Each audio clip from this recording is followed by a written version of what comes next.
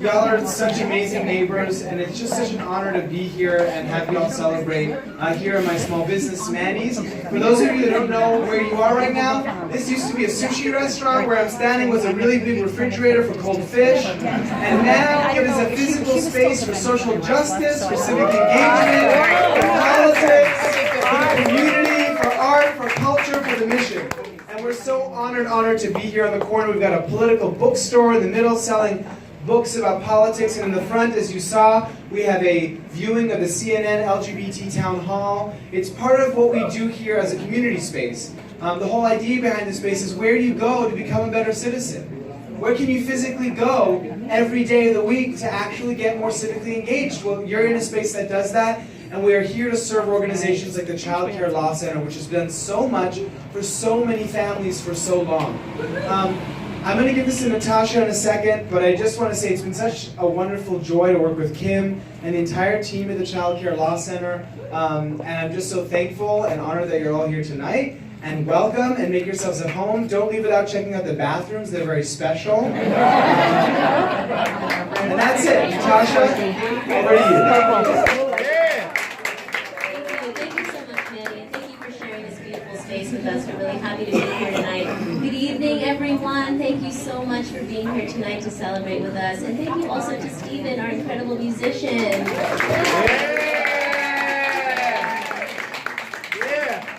My name is Natasha Sagar-Sheth. I'm a board member here at the Childcare Law Center. And sorry, I have to look at my notes so I don't forget all the wonderful things I want to say about this incredible organization.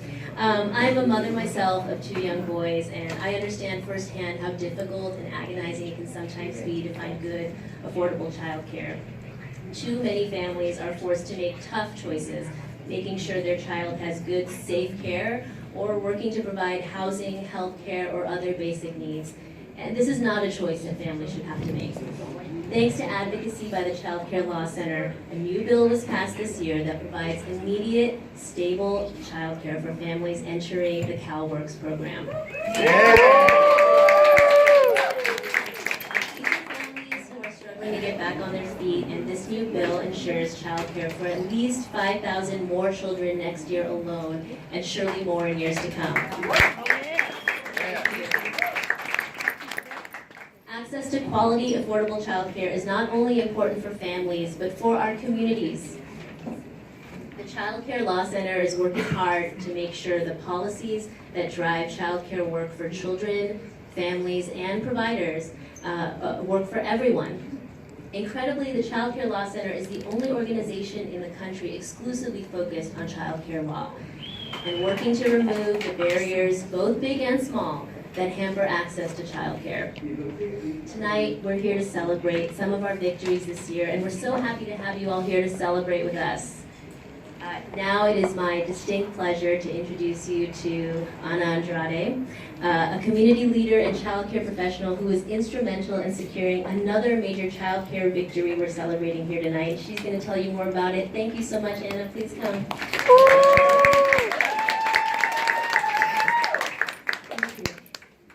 Write everything down because I'm afraid I'm going to forget everything. Hello, everyone. Let me begin with a thank you to Senator Skinner. Where is she? Yeah. Thank you for writing SB 234. You have opened an invaluable door for family child care providers in California. And to Kim, Lori, where are you? Julia, and the entire staff at Childcare Law Center, thank you for all that you do for childcare and for showing me that I have a voice. I was born in Brazil and lived under a military dictatorship that lasted 21 years. My father lived here when he was in high school and college, and he used to talk to me and explain to me how democracy works in this country. As a teenager, it was hard to understand that in the US, everybody has a voice, that everyone is a member of an active society, and that as such, one could actually ask for laws to change and rights to be respected without the fear of being arrested, raped, murdered, tortured.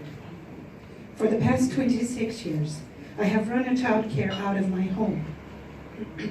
And it had become clear to me that changes in this field were necessary. But how could I, one childcare provider, advocate for these changes? 3 years ago, together with the Childcare Law Center, I represented family childcare providers to demand changes in San Rafael's business license and use permit process. I was in awe of the confidence that Lori Fursten felt was every time we met with the city of San Rafael. No fear.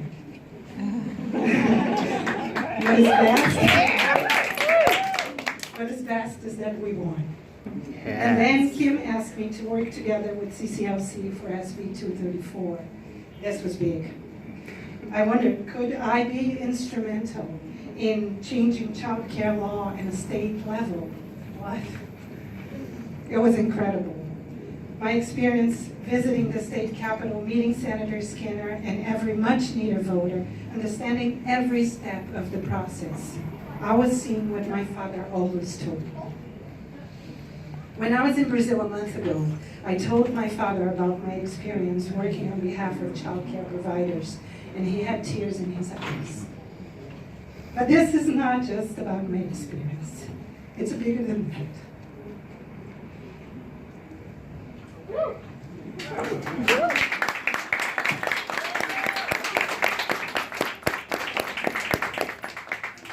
It is about what these changes in child care law mean for the future of our profession.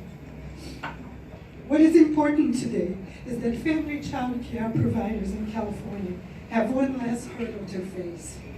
One more door was opened to allow every family child care provider to give our infants and toddlers all the opportunities they need to thrive.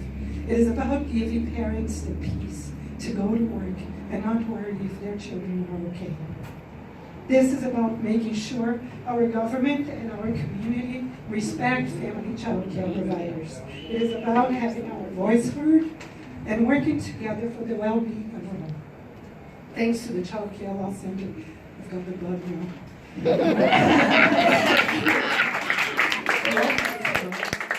And I do not intend to let go of it anytime soon.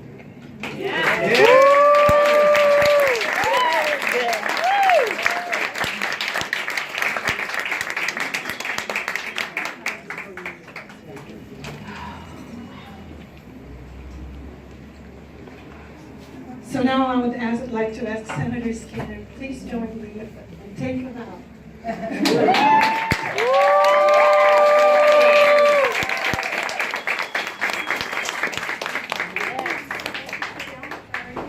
So we're going to have a brief Q&A for us. All right. Senator Skinner, why did you want to carry Keeping Kids Close to Home Act this year? As you all know, so many of you are coming from the perspective of the provider, which is so essential, and I'm so thankful to you for being willing to be providers and to provide our children and our families the care they need. But you think about, and you know them, you are interacting with the moms and the dads and the families, the caretakers all the time. And they are so desperate to find a good, healthy place for their child to be taken care of that they can afford. It's so hard. So I carried it because I was a grad student when I was pregnant with my daughter. And my income was the income of a TA. And this was before TAs were unionized. And I'm one of the people that unionized them because of this issue. And I could not afford any kind of infant care. And if I had just stayed home, then I wouldn't have been able to pursue my graduate degree. Well, plus I didn't have anyone to support us, so I couldn't have done that anyway. So I was in this catch-22, total rock and a hard place. Couldn't stay home because I couldn't afford to do that, but couldn't afford to put my child in care. So I ended up being offered a job at the graduate student government at UC Berkeley And which then, for any of you who know UC Berkeley, was in this little tiny building called the Pelican Building, the Anthony Hall, where there's this Pelican statue in front of it. And when the guy who asked me to apply, I said, I can't do it. I have to, I'm gonna have a baby. He asked me to apply right before she was born. I'm like, I'm gonna have a baby. And he's like, don't worry, come and see the office. So I get to the office, and there's a crib in the back. And other women who had worked there had brought their babies. And he goes, so, the baby that's there now, by the time you have your, that baby will have moved on, and you're covered your kid. And I'm like, what? So I applied and I took the job, and for 7 months, I brought my little infant to work. And, you couldn't do that. You can't do that still. You couldn't hardly do it then. And thank God it was the graduate student government, because the grad students were willing to hold her because, But anyway, but that is not available to people, and people shouldn't have to do that. They should have good child care. And that's why the bill was needed. Thank you for giving it.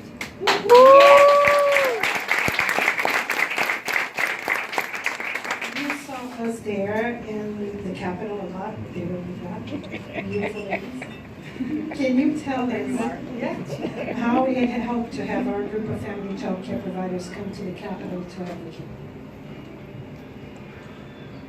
Certainly. You were essential because you represent both the people who need the care and the people who are providing the care.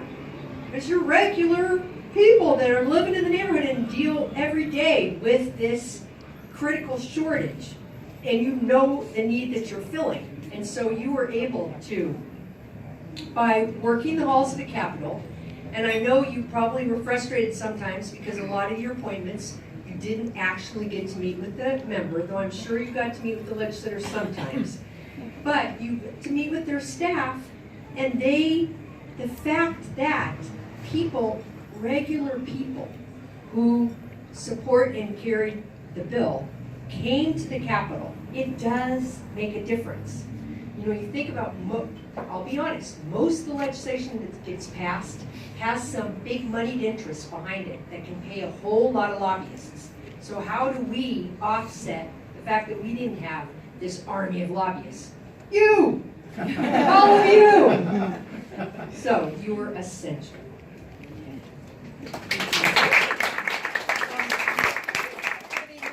Out there raise their hand. There's so many great. Yes.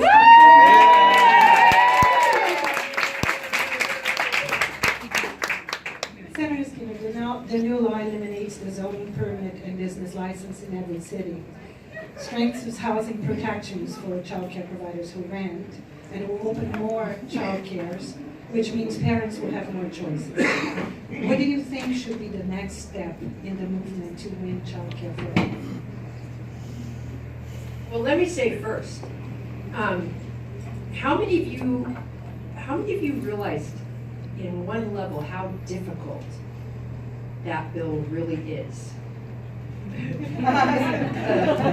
Kim, did you? No, actually, I don't think I did. Okay, well, One piece I did. Okay. Never raised their hand though. the fact that we were eliminating local control, which, when you think about the housing, I just left this celebration by the Yimbies, the Yes in My Backyard. We're fighting for housing. And of course, why do we not have adequate housing and enough housing? Because people who already have it say no. And they use the guise of local control. And you think about zoning rules. It's a complicated book, but I encourage all of you to read a book called The Color of Law. The origins of zoning was to exclude people of color, mostly African Americans, but also exclude poor people and exclude the other. That's the purpose of zoning. This whole notion of the character of my neighborhood, it was all to exclude people out. Well, when you're putting childcare in a neighborhood, in a family home, then you're going right up against those exact same forces. And I don't know how many of you were at the hearing I forget which, it was in the Senate, where my good colleague, Senator Hannah Beth Jackson, she's a very good senator, but she represents Santa Barbara, and she gets this local control stuff. And so by and large, she doesn't vote for our housing measures even, because she knows how mad her residents will be at her. So she said, she looked at the bill. Now, I don't mean to be unfair, but I would guess that most of my other colleagues who voted on the bill did not understand that it was basically waiving local control and allowing people to have 14 children, basically in almost any house in any neighborhood. And she said, well, what if, I mean, you're just going to let 14 kids, what if I was someone who didn't want to have 14 kids living next to me, and what if I, had to sleep in the day, and I had to, so she brought up all the kinds of things that stop family daycare. And I'm sitting there thinking, oh boy, how am I going to answer this one? Because now she's opening the Pandora's box that nobody else had opened yet. So I'm like, well, there's always earplugs. And then I said, hey, there's no laws that keep your next door neighbor from having a rock and roll band practicing. I said, sure, they have to be quiet after a certain time at night, but childcare has to too. I said, and there's no rules against, your neighbor being whatever. I just sat there and made stuff up. I mean, they're true, but I made up examples and so nobody else asked the question. And then I thought, oh my God, I hope when I get over to the assembly, nobody brings this up, because if everybody starts going, scares Bill, that's gonna let everybody have 14 kids right now. It would have died, believe me, it would have died. So, it was great, and sometimes it's really clever to be sneaky. Oh, and next steps. Good question. You're going to have to come up with the next steps for me, but I'll carry it for you. Thank you so much for joining us tonight. Is there anything else you would like to add? Well, I think this issue of our lack of housing, our lack of childcare, they're all so interconnected, and that our cost of living is so high, and we're becoming, my beautiful California, I'm a native, we all love it so much, and yet we're becoming like we're just two people. We're the most wealthy here, and then everybody else. And I think all of these things that we're trying to do, making childcare more available, making childcare affordable, bringing up minimum wages, getting more housing, all of those things are to deal with this really awful gap. And of course, our children suffer the most for it. Our children suffer when their parents have to live 80 to 100 miles away from where they work. Our children suffer when their parents don't have the ability to get them good child care. And so I hope that our governor has always been very clear that he is a real supporter of early care and education, and how essential it is for our for their future.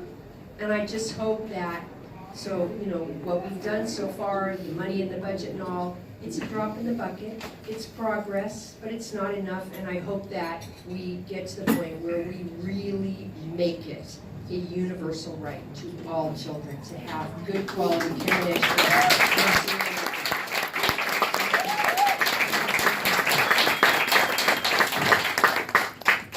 And isn't this beautiful that all of us who are so doubtful about whether democracy works anymore, you give us hope, because you describe that, when we listen to the news or whatever, we're like, oh my God, there's no democracy here anymore.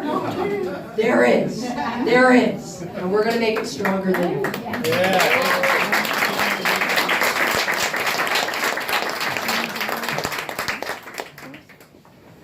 Okay. My old friend. My board members would love to take a photograph with you before you leave, so maybe you guys can find a corner to do that. I'm going to take over here for a moment, invite my other fabulous assembly member up to the stage, Senator Skinner, Assembly Member Wicks.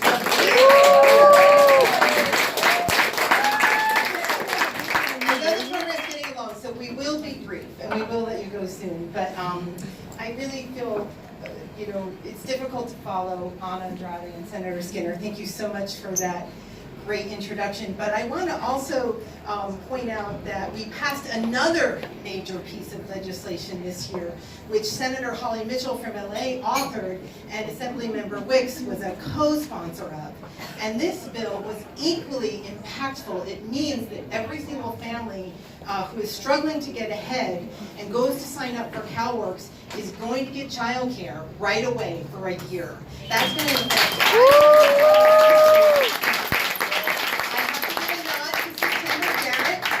San Francisco led the way with this, but also to Patty Freeberger, who forced it through some intractable government agencies. I hope none of them are here.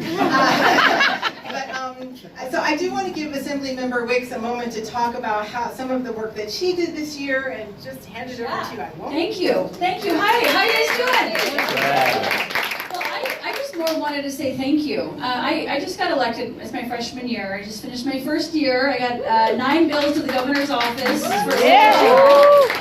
on a number of issues. But this issue is important to me because I have an almost 3-year-old. She's going to be 3 November 24th. Although she claims she's 5, but she's not. She's still just 2. But I'm living it every day. I'm living what it means to figure out how we're going to afford the child care for the most important person in my entire life. And I'm living every day working with her caregiver, who is the second most important person in my entire life, making sure that she's in a safe environment, that she's getting exposed to all the beautiful and important things she needs to be exposed to at her tender young age while she's absorbing all of these lessons. And it's not easy, right? It's not easy as a parent, and I'm lucky. I'm in a 2-person income, right? In a very stable house. We have family nearby, we have these supports, but it's very difficult, and it's difficult in the Bay Area with the cost of living. And the cost of childcare. It's cheaper to send your child to university than to afford childcare in this country. There's something wrong with that, right? And we as a society have to value that more. And I think our providers are the most important people in our society. I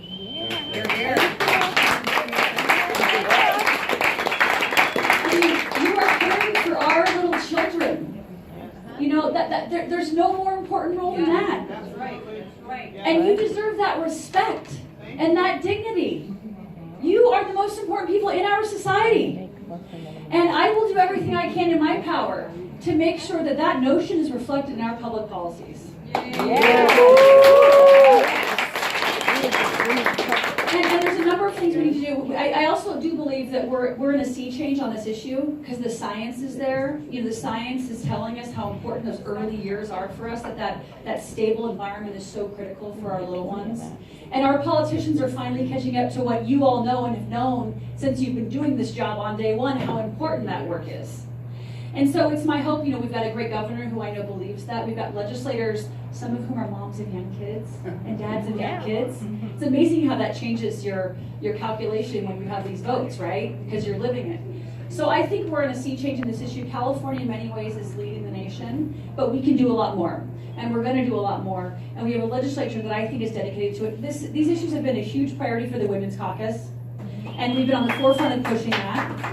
And prior to me getting elected, we were at 22% women in the state legislature. And then we just had a good push in 2018. We're now at 30% women elected. And we love our men. We love the men. No offense, but it's also good to have the women out there because we've made it a big priority in the Women's Caucus.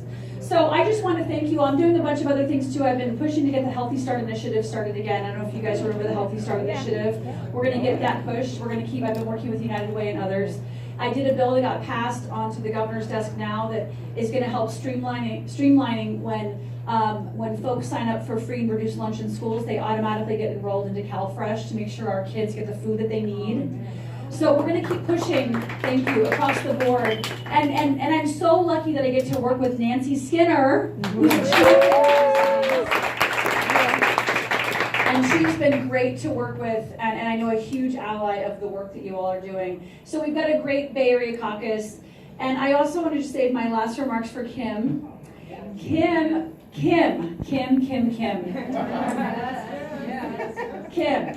I mean, I don't even know what to say about Kim. She is a force to be reckoned with. Yeah. And there are few people in this line of work that lead with such heart, like Kim. And she does it because she believes it. She's passionate. She's one of the hardest working people I know on this issue. And she's a leader in this nation on this issue. And so we're so lucky to have her. I'm so excited to continue to work with you guys. And just thank you all for what you do every day for our children. Thank you very, very much.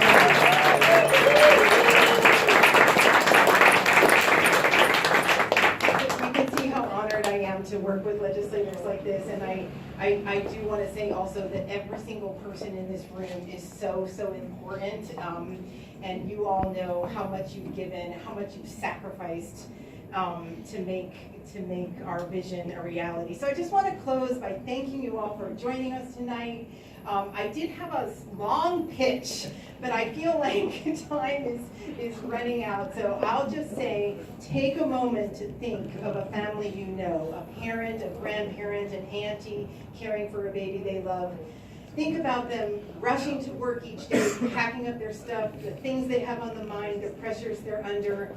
And then think of the wonderful child care programs nestled throughout our communities, in churches, in homes, in schools, in little preschools. And think of those loving, talented, caring, early childhood professionals who are there to welcome and nurture these kids every day. And just passing the law was great, but Senator Skinner knows we actually have a lot of work ahead of us to do to make the law real.